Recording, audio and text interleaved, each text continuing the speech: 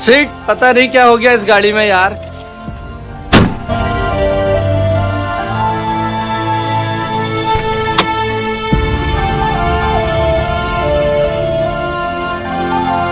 अरे यार, यहाँ पे तो आसपास में कोई गैरेज भी नजर नहीं आ रहा है जो मैं कार सही करा लूं। क्या हुआ?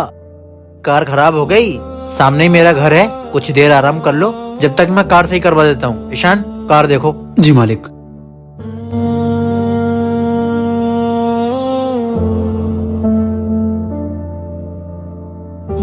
मालिक, 1 घंटा लगेगा, मैं कर दूंगा सही। चलो जब तक कुछ देर मेरे घर पे बैठ जाओ।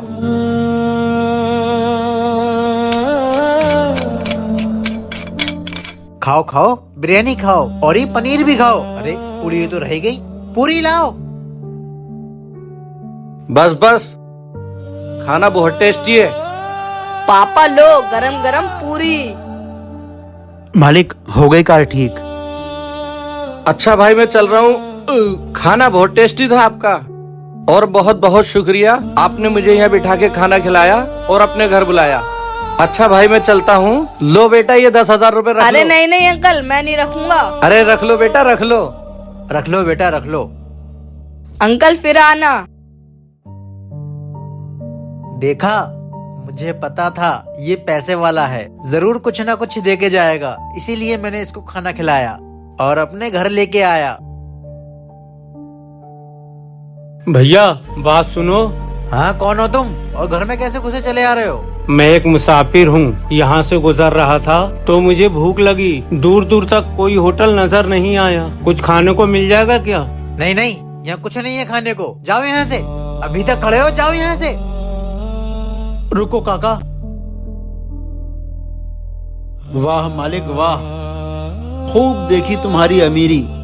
अभी कुछ ही देर पहले यहाँ एक अमीर शख्स पैसे वाला आया था जिसके पास कार थी। उसको आपने अपने घर बैठा लाया, अच्छे अच्छे पकवान खिलाए। उस अमीर की आपने खूब इज्जत की। क्यों? क्योंकि उसके पास कुछ देने को था। लेकिन अगर कोई गरीब तुम्हारे घर पर आ गया तो उसको धिक्कार रहे हो, घर से भगा रहे हो। क्यों?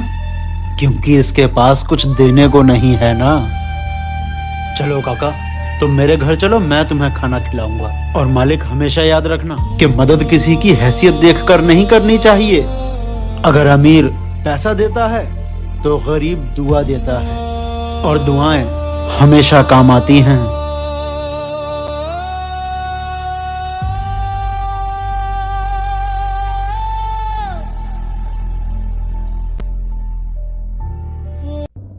अरे भाई साहब।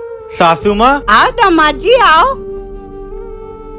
बहुत जरूरी बात करने आया हूँ मैं। बताइए दामाद जी। आपकी बेटी कभी खाने में मिर्च ज्यादा कर देती है, कभी नमक ज्यादा कर देती है। उसे खाना बनाने नहीं आता है क्या? दामाद जी, अभी वो बच्ची है, धीरे धीरे सीख जाएगी, उस पर गुस्सा मत करना। ठीक है।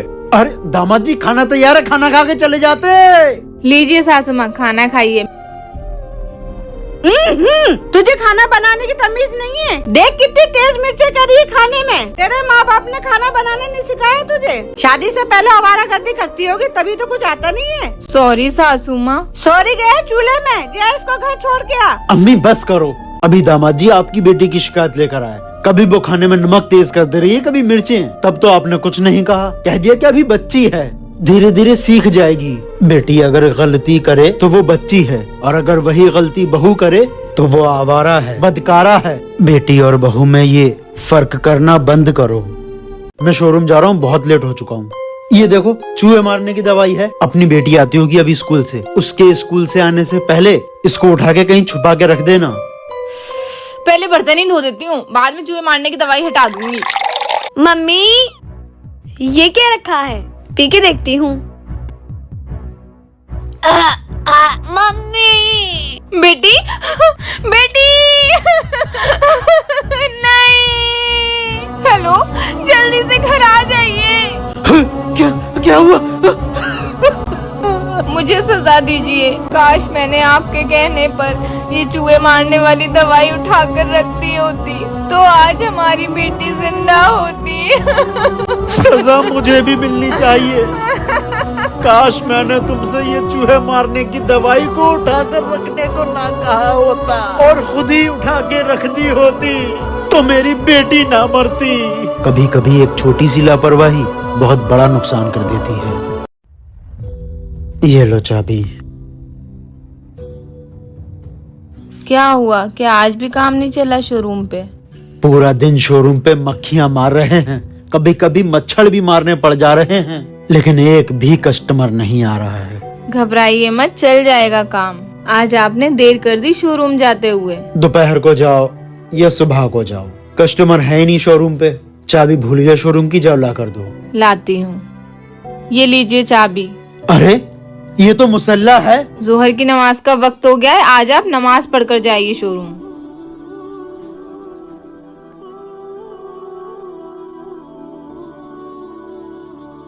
ये लीजिए चाबी।